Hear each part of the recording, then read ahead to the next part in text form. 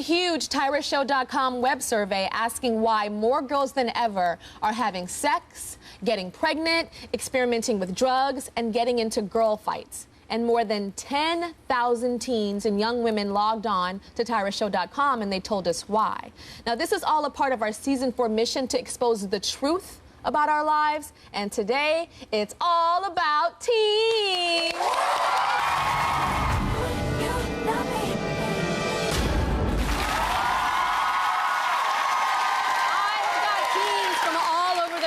With me in the studio, and I'm doing my first ever live video conference with teens from Chicago and Pennsylvania. Can I hear Chicago and Pennsylvania? Yeah, girls? Yeah. Okay, we are calling it Ty Chat. Hi, girls. Hi. Hi.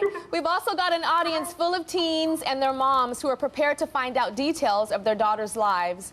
And I'm warning the moms that these details might shock them, but the moms have said that they're ready for it. Now, first up, we're going to talk about what, girls? Sex. Yes, we're going to talk about sex. And according to our web survey, the average age that girls are losing their virginity these days is 15 years old. So, yeah. So I'm going to go to Pennsylvania. Let's talk to Rebecca in Pennsylvania. So, Rebecca, in your school, what is like the average age that girls are losing their virginity? The average age at my school is like junior year, like 15 or 16, because by that time, like, you know yourself, like the girls who are doing it at like 12, 13, even 14, you're still a kid. Like I waited till I was 16, so I think that's like an appropriate age to start being sexually active. Okay. I don't think it's okay to just do it to do it. I think you should be in love, definitely. I don't think it should just be something casual. I mean, that's how I was. I waited till I was in love. Yeah, I agree. I think that you should wait until you find someone that you definitely love, and I'm still waiting because I'm still a virgin. So what if you were in love with somebody and you were 12? You're saying it's all about love. No, I think that's too young. 12 is too young. Way too young. I don't think by the age of 12, I don't think you really know what love is. You don't know what love is at 12. You can't. But at 15, you know love. Okay, let's go to... You know, teen baby love, right? But not real love, not adult love. Maybe teen love. No. Okay, let's go to Chicago. I want to go to Ariane in Chicago. How old were you when you lost your virginity, Ariane? I lost my virginity at the age of 13. Wow, that's really young. And when I lost my virginity, the guy actually dared me to show my boobies to him. And when I showed him, he asked me if I wanted to have sex. And originally I said no. But he started calling me lames and told me I wasn't worthy of any guy ever loving me. What names did he call you? A lame, ugly, stupid. Just random names of derogatory names about a woman. He even called me the B word. And then, so after he called you those names and told you nobody would want you, what did you end up doing? I decided to have sex with him, just based off that, so I could prove a point to him. To prove a point that you were what? I could do whatever anybody else that he knew that wasn't a lame, quote unquote, could do. Do you think that when you had sex with him, it made you feel beautiful when he was calling you ugly? No, actually I felt pretty bad afterwards and felt like trash, like I wasn't even worth being with at all. Ariane, I just want to say I'm actually happy that you did not feel good after. And I think it's a good message to all young girls that there are guys that will say bad things, or people that will say bad things to you to make you do something that you don't want to do. They'll also say very good things to you to make you do something. And you have to know that it is your ultimate choice, and to not give in when you're not feeling comfortable. And that's happened to me before. I've had a guy tell me all this kind of stuff in my ear and whispering this and that, and I was like, ooh, I know what you're trying to get. Let me back away from you. Okay, now we've got a panel of teens from all over the country with us today. How many of you guys are sexually active? Why don't you raise your hands and keep them raised? Let's see, so 4 over here, and so we've got the majority, except for one of us is not active. Okay, Tiffany, tell me about the first time that you had sex, and how old are you? I was 15, and I was with my boyfriend for 5 months. We had a lunch break at school, and our school let us go off campus. We didn't have cafeteria on campus. We went back to his house. We were just going to watch a movie, just relax. We started making out, and it just turned into sex. We weren't planning on having sex that day. We weren't actually thinking about it when it happened. We thought we were in love. We thought that it was the right time, and it just happened. And then so you had a break at school, you had the sex, and then what did you do after you had the sex? Went right back to school. You went right back to school? Yeah. You had a sex lunch break? Yeah. At 15 years old? And I know we're laughing, but that's really, like, I've never heard of that. Where were your parents? My mom was at work, and so was his parents. And you did it where? At his house. At his house. In what bed? His. Okay. Tia, how old were you when you had sex? I was 14, a month before I turned 15, and Mom was going to visit her boyfriend, and I was mad. So you were jealous of your mother because she had a boyfriend and she was spending time with this boyfriend. What did you do to get her back? I lost my virginity, and with the boy that I'd been talking to for about a year, I didn't know him personally, but he had been pressuring me into sex for almost a year. And so she was going to see her boyfriend, and you said, let me get you back, Mom, for spending time with your boyfriend. I'm going to have sex. Yeah, I was jealous of her relationship. Mm-hmm. And where did you have the sex? In my bed. In your mom's house, in the house. You know, that's interesting, because I'll tell you guys something. When I was a young girl, my mother did not want me to date this guy. And he was kind of older. I was 15, he was 18. She did not want me to date him. And I thought I was in love with this boy so much. And he actually came to pick me up one day. And my parents pulled him aside and said, how old are you? Because they could look at him and tell he was older. Found out his age, sent him home. And I was just like, oh my gosh. Yeah. But getting back to the revenge factor, I was so mad at my mom. I remember opening my diary and saying, you won't let me date this older guy? Well, you know what I'm gonna do? I'm gonna have sex with him everywhere. I'm gonna do this. I was a virgin, and I was just trying to get this revenge, but I did it in the diary. I didn't actually do it. So it's interesting that you carried it out. So how did you feel after? I felt really bad. I told her like 2 weeks later, and she said that she knew it was gonna happen and everything one day, but she didn't want me to do it because I was mad at her. She told me I'd done it for all the wrong reasons. Okay, well, according to our web survey, 14% of teens who have sex are doing it in school. 14% are doing it in school. I don't know where. I have no idea where they're doing it. Anybody perform sex in school? You perform sex in school? Yeah. Where in school? It was in one of the bathrooms in the auxiliary gym building. In the bathroom? Yeah. Tell me about what happened. Well, we just went in there after school and we almost got caught by a janitor. And then just right after we just left. And then you went back to class? No, it was after school. It was after school. What would make you want to have sex in a school? In a bathroom? It just kind of happened. I mean, he wanted to. Girls' bathroom or boys' bathroom? I don't remember. You don't remember. All right, we'll take a break. We'll be right back.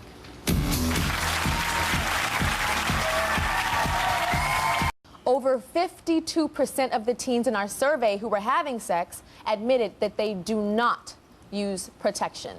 In this day and age, with so many STDs and people still dying of AIDS, 52% of those kids said and women said they do not, teens, excuse me, said that they do not use protection. But how many of you guys here are having unprotected sex?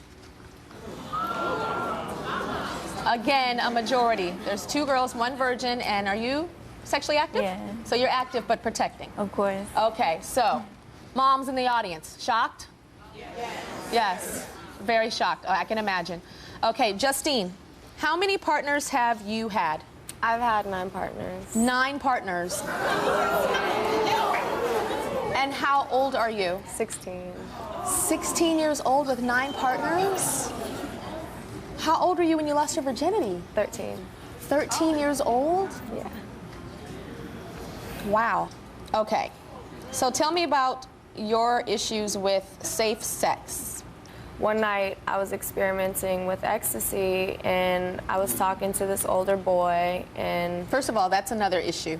Yeah. The drugs, which we'll get to. That's not something I'm just going to let float by. But go on.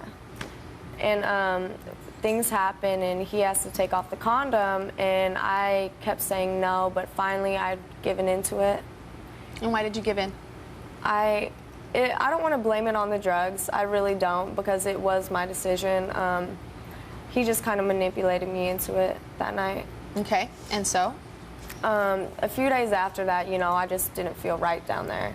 So I had my mom take me to the doctor because I had actually lied to her and told her that I just felt like I had a urinary tract infection. And I went back to the doctors alone, and they checked me, and I did have a urinary tract infection. I also had a yeast infection, a disease called trick. It's an STD. It's short for something, but it's basically little mites that cause a disease, but they give you a shot, and that's gone within 24 hours. But it's still serious, even though a shot makes it go away. It's very common. Okay. And they also had diagnosed me with HSV2 and... What's HSV2? It stands for herpes simplex virus type 2, so it's genital herpes. And how old were you when you were diagnosed with herpes? I was 15. 15 years old. Right before my 16th birthday. So now you have to live with it forever. Yeah. Yeah. The hardest part for me... It's okay. It's okay. The hardest part was when they told me, I was crying really bad. I was really worried because it was something I have to live with for the rest of my life. And the hardest part was sucking in all the tears and acting like everything was fine and going out to my mom and pretending like nothing was wrong. Mm-hmm. But you told your mom? Eventually, a few months later, I went a while without telling anyone, which wasn't smart. And do you know who gave it to you? Yes, I do. And what did he say when you gave it that he gave it to you? I never confronted him about it. I've always been scared. You haven't confronted him? Do you understand that by you not confronting him, he's spreading that to so many other people? And other people are spreading it to other people, and it could literally affect millions of people? Do you understand how the sex chain works? Yeah. Okay. Oh, definitely. So now. that his strain can affect millions of people by him not knowing. You understand that? Yeah. Although if it's warts or something, I'm sure he does know, but he might not know. You understand? Some guys are kind of like dumb. Like, oh, there's some stuff down there. I don't know what it is. Do you understand, though? It's really important that you tell him because you're getting help for yourself, and he needs to get help for himself because I know you're on medication right now. Yeah. Okay, to suppress the outbreaks. Okay. Our survey found that 1 in 3 sexually active teens thought they had an STD. 1 in 3. That's 33.33% of teens. Now, I understand somebody else paid a price for having unprotected sex. Who's that? Tia? Yes. Tell me about you. I had unprotected sex with a couple different guys, and I contracted chlamydia. I went to the doctor, and So you said you had unprotected sex with a couple of different guys. How many guys? At the time, it was like 3. 3 guys. Yes.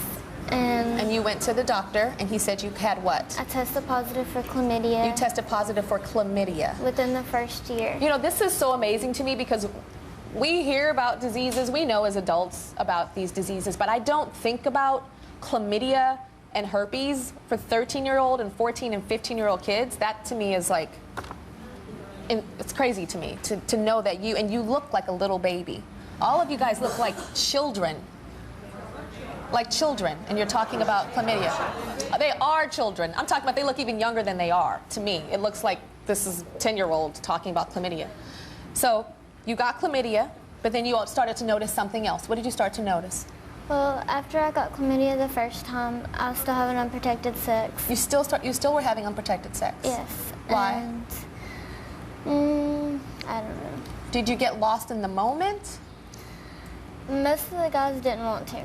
If I said something about it, then they would just sort of blow it off and just act like they didn't hear me. And then so you would say, okay, they're acting like they don't hear me, so I'm just gonna have unprotected sex. Yeah. And, you know, a lot of the guys, if I didn't have unprotected sex with them, they would get mad at me, and I still wanted that closeness with them. And I still wanted to feel like, you know, they were my friend. I was afraid if I didn't do what they wanted, then I wouldn't be their friend. And so I went a year later, and I tested positive for chlamydia again. And Chlamydia again? yes. And that time when I got tested, I also tested positive for herpes. So now you have herpes? Yes. I went to the doctor and I noticed blisters coming up, and I went to the doctor and they first told me that it was just cyst. And then I went to another gynecologist and they was telling me it was warts. They never knew. Like a year later, I went and I got a blood test done, and I tested positive for herpes in my mouth and in my genitals. In your mouth and your genitals? Yes. Is that because you were having oral sex as well with this guy? No. It just is I've never in your had- bloodstream? Yeah. And Why do you talk about it so normal? it bothers me, but you know, I know that I have to live with it, and I don't know. It sounds like you're just saying, you know, and then I went to the store and I bought some candy, and then I went down the street and my friend said, can I have some? And I said no. And it sounds like you're just talking about something. I've talked to a lot of people about it, and I'm ashamed that I have it, but it's not, I mean, it's something I want other people to be aware of. Your mother is here. Where's your mother? Hi. Hi. Why do you think your daughter talks about this in such a normal way, in a blasé way? Because it doesn't even sound like she's warning people to me. It just sounds like, oh, this happened. Well, when an incident happened like that, you know, when she told me, her and I are very close.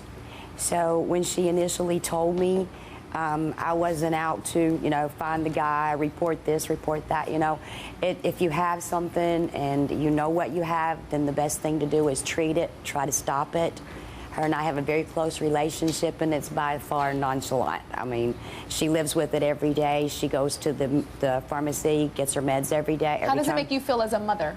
As a mother, I feel as though if I failed. I was angry, knowing that she wasn't having a tremendously active sex life. With only a couple of sex partners, you know, you never think, you know, any parent I think here today would probably say, no, that's not my little girl, or, you know, that couldn't happen to my little girl, but it does. That's reality. You just have to make the best of it. So as a mom, you say that you feel like you failed as a mom. Yeah, I don't think you failed as a mother. I think this part is a very big issue, but I think to say you failed as a mom is... I failed as a mom, as in she told you. She was upset with me. We had a hard time in our life. I lost my mom the same year that all this happened, and you know, I was spread this way and that, and so I think she was, you know, trying to get back to me with me, you know, as a mom-daughter relationship. That I was sort of at a hard time there trying to get back to her because of loss of my mom. What are you doing now to make a change with her? Because she's obviously starving for affection and attention from these guys. There's something lacking in her life. So what are you doing as a mom too? Well, after my mom passed, she was always promised, you know, once I had that one person taken out of this world, one person coming up, you know. Her and I have had a great 2 years together, or almost 2 years now. And we are just like best friends. She tells me everything, I tell her everything. She has a lot of respect for me, as well as me having respect for her. Okay, thank you. In our survey, we found that 27% of teens still have unprotected sex, knowing they have an STD. And I think that is a message for everybody out there. You think, oh, I know him or I know her. They look clean, or they would tell me. 27% of teens will still do it, even though they have one, an STD. We'll be right back. We're talking about our huge TyraShow.com web survey of over 10,000 young girls.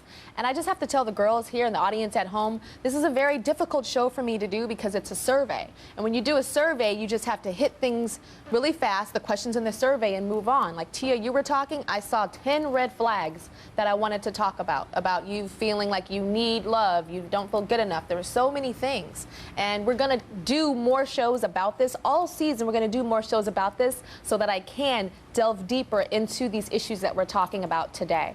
Next up, teen pregnancy rates are on the rise. As we all know, we've seen the so-called pregnancy pact, which we covered here on the Tyra Show, a version of that on the Tyra Show.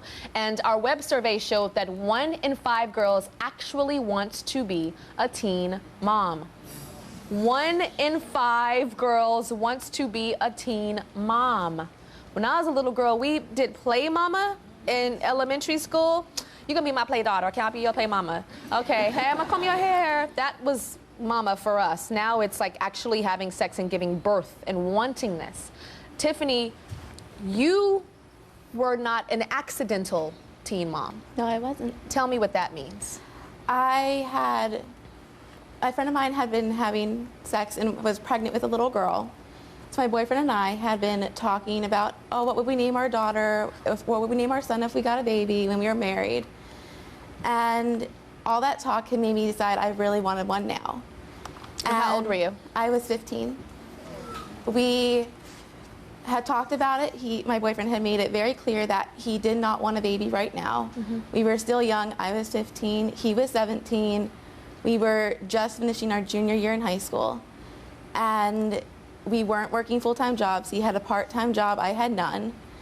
So you devised some tricks, though, because he was kind of saying baby names, but wasn't really ready to have a baby. He was just playing baby names with you. Yes. So you decided to do a little trick. What did you do?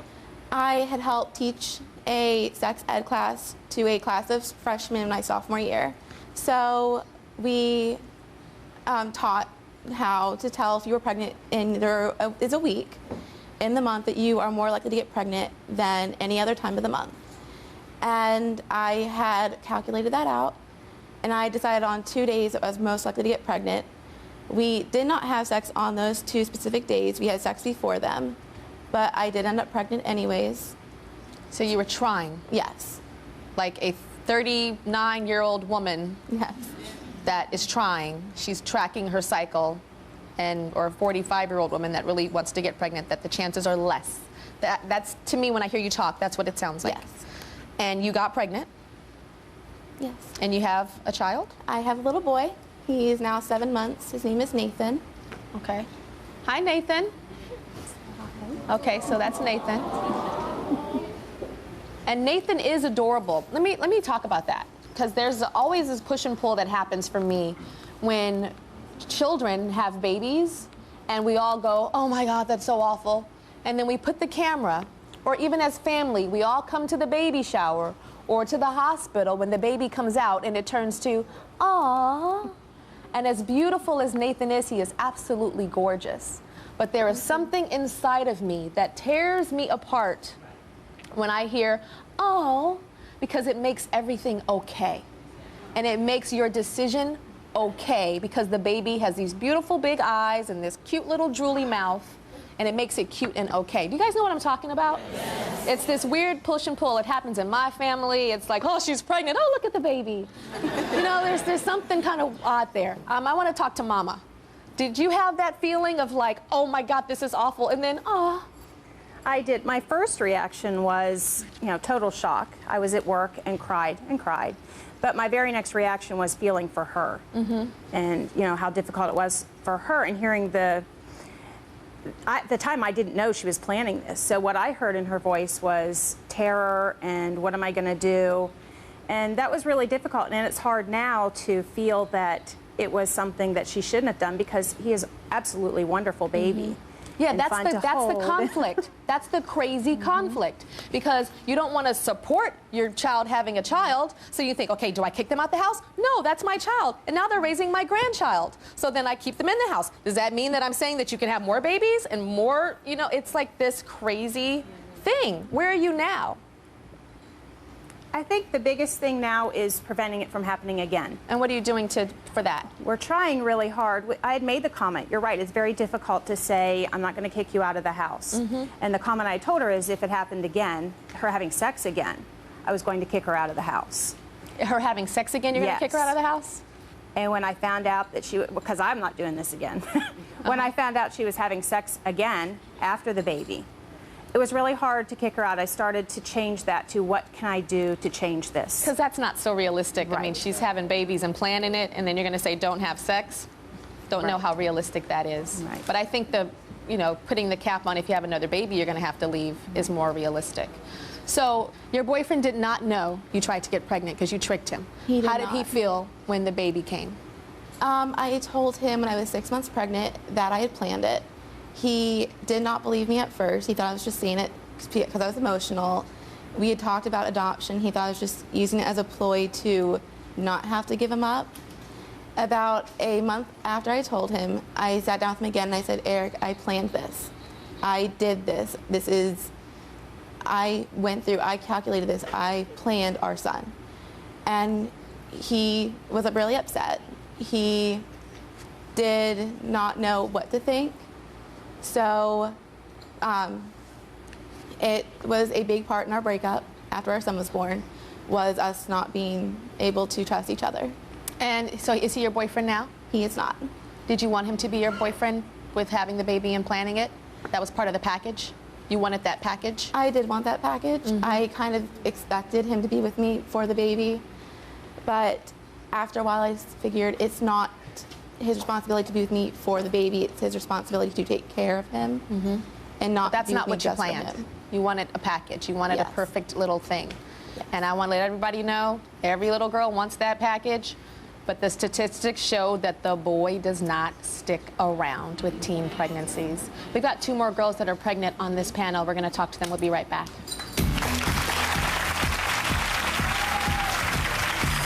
Talking about our huge Tyra Show survey, TyraShow.com survey, where we asked teens and young women about sex, STDs, and pregnancy. So, Leslie, tell me about you right now.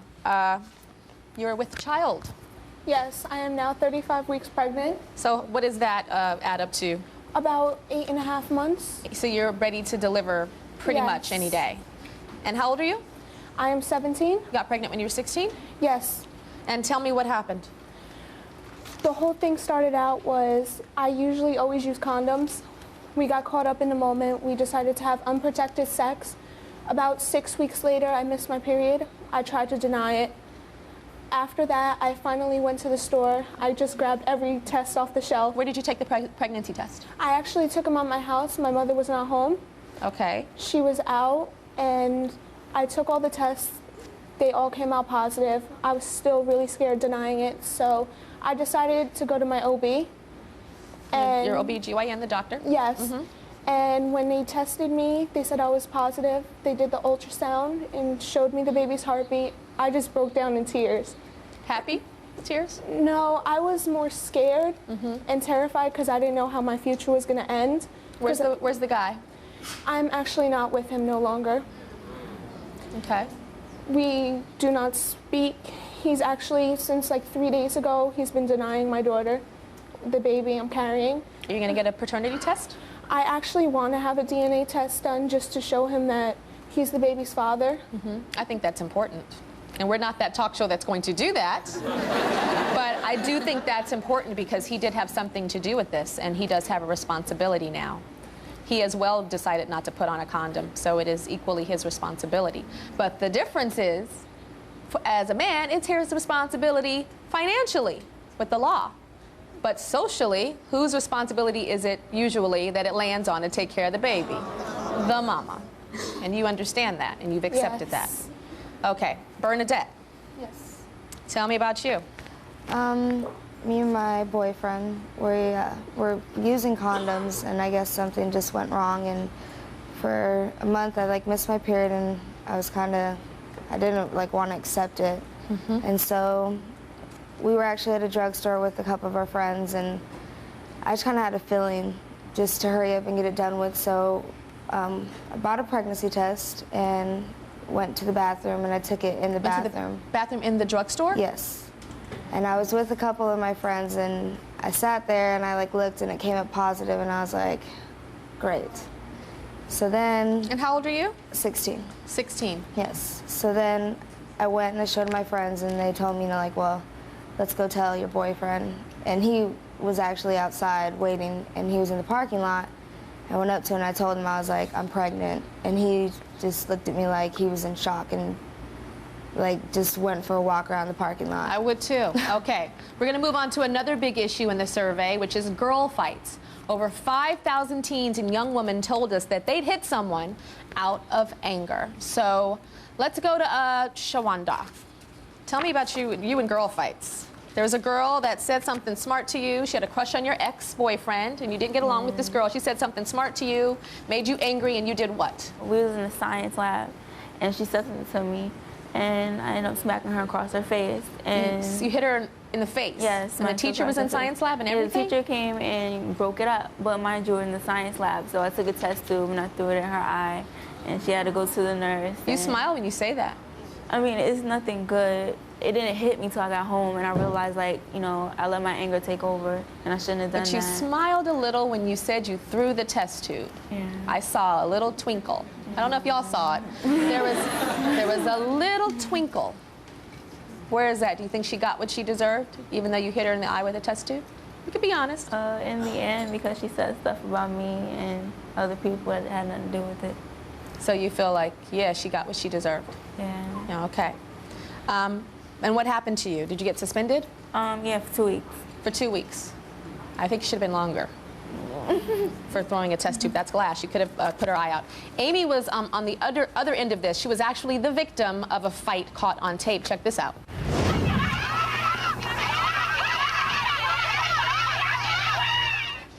That sounded like a bunch of birds, like egging this on. You were the girl on the bottom, being beaten up.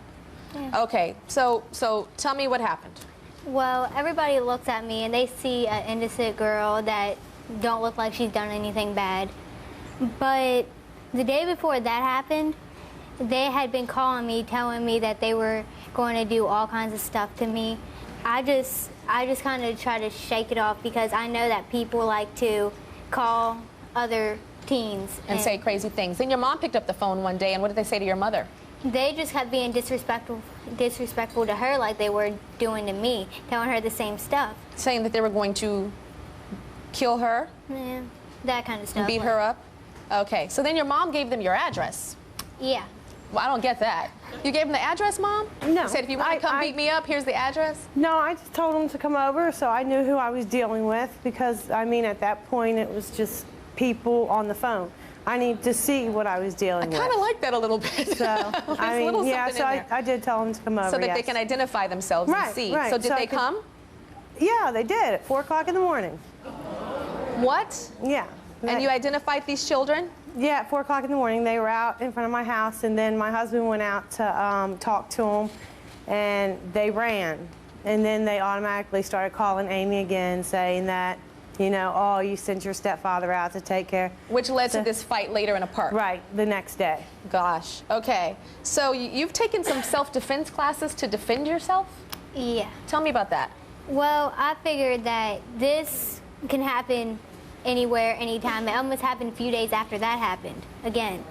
So I decided that I wanted to take self-defense classes so I can kind of defend myself if it happens again. Do you enjoy the girl fighting a little bit? Is there anything about that you enjoy? I don't enjoy it. I don't promote it, but I engage in it. I understand that you're the finisher. What does that mean? Like, I'm not going to start a fight, but if it comes up to me and if someone wants to fight me, I will finish it. I'm scared. Okay, we'll be right back. We're talking about the results of our TyraShow.com survey asking why so many young girls are in crisis. Now, 1 out of 3 of the teen girls that did our web survey told us that they have tried drugs. It's 1 out of 3. That's a lot. Now, we have a drug that we're going to talk about called salvia. Anybody heard of that? Salvia? Check this out, guys. Salvia is making front-page headlines across the country. And a recent New York Times article reported that as many as 1.8 million people have gotten high off what they call the world's most powerful hallucinogenic herb. Some users are finding its effects so instantaneous and so incapacitating that they started videotaping their Salvia session and posting the results on YouTube. In a typical Salvia video, the drug takes effect in seconds and then leaves the user almost completely catatonic. That looks like a horror movie. I'm sorry, can we like re-rack that and show that again? That looked like, that last part to me looked like, you guys know those movies like Saw and all that? That looked, the very last one, I was like, oh my, that one, oh my God. That looks like he is possessed by a demon. Okay, I have to ask the panel, have any of you guys tried this salvia? 2 of you have. Justine and Megan have tried it. Tell me, Justine, about you trying this drug. I have never seen anything like that in my life. Well, I'd heard about it from my brother. And one day, I don't know, me and Megan decided that we wanted to try it. And it was right before school, so we Megan's went. your friend? Okay. Yeah. On our panel here, Megan is your friend. That's why you guys have both tried it. Okay. And we did it. I mean, it doesn't last long. It really doesn't. It's like 15 minutes, but it is very hallucinogenic. So what you saw on that tape is you've seen kids looking like that doing this? Not the last part, not that extreme, but yeah. Yeah, maybe you were doing that and you don't know. I was drooling, I know that. You remember drooling, but I'm saying, right, it's called high for a reason. You're so high and floating, you're not in your body. Yeah. And there's a possibility that you were like a horror movie. You've also tried another drug. What's the other drug that you've tried? It's not a drug, it's just a substance. It's called. Okay, I'm gonna beep that out, right? Because that is a substance that a lot of people can have access to. Any kid can go to the store and buy that. I'm going to bleep that out because I don't want to teach people to use that, okay? We'll be right back. T-Zone is my foundation that is for the betterment and the empowerment of young girls across the country. The Sadie Nash Leadership Project in Brooklyn brings together girls from all 5 boroughs in New York City in the hopes of creating powerful young female leaders, and T-Zone has been a funder of the Sadie Nash Foundation. 4 of the teens from the Sexual Health Peer Training Program are here today. Erica, Bianca, Katrina, and Ariane. So I want to ask you guys are leaders in the sex department of Sadie Nash. What do you have to say about what you've heard today from these young girls today? Well, I'm 17 years old. I've been working with this since I was 14. So it's like just hearing this is just like everything I go through every day, hearing teens that are not educated about sex, about HIV, about STDs, about contraceptions, and it's good to have that teenage role model to educate other teens rather than adults. And I think that's so good because a lot of teens relate to me and they're like, oh, Tyra, you're so cool. You talk to us like, like a teen, but I'm not a teen. Yeah. And you guys are a teen. And the fact that you're with the foundation and an organization that put you guys in as leaders to be able to lead that for teens, I think is so important. Because I know teens, you guys, you don't want to hear adults talk about sex sometimes, and sometimes it's gross, right? So I think it's great that you guys are being a leader and leading by example as well. Thank you so much. You make me proud. Show, we're talking about it all: sex, drugs, and violence. Now, I know there's teens at home watching that want to share what they're going through, the struggles, the different things that you have to deal with on a daily basis. So go to tyrashow.com. We have a community there that you can talk and share all of the issues that's going on with you. And we'll see you later.